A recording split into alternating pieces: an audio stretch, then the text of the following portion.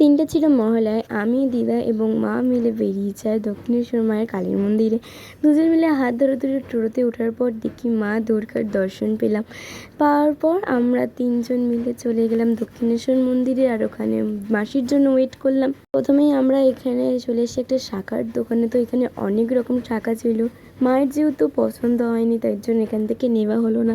সেদিনকে প্রচণ্ড গরম পড়েছিল। তারপরে আমরা চলে যাই অন্য দোকানের শাখা কিনতে, আর গাইস এখানেই শাখাটা পছন্দ হয়ে যায়।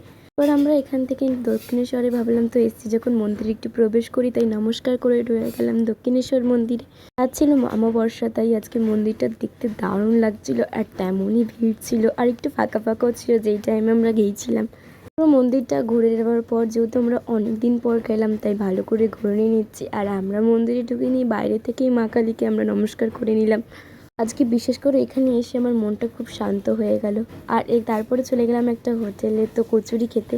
করো গাইস, আমার ছোলে ভাটুরে খেতে ভালো লাগে তাই ছোলে ভাটুরে ভাবলাম খাবো, কিন্তু ছোলে ভাটুরে না পাবাই আমরা ঠান্ডা ঠান্ডা কচুরিটাকেই চলে আসতে হলো। আর বিশেষ করে ডালটাও আমার একদমই ভালো হয়নি, তাই আমি না তৃপ্তি করেই খেয়ে চলে গেলাম একটা আশ্রমে। এখানে দেখছি পুজো হচ্ছে। ওখান থেকে বাস ধরে চলে গেলাম আমরা বাড়িতে, আর বাড়িতে এসে এত টায়ার্ড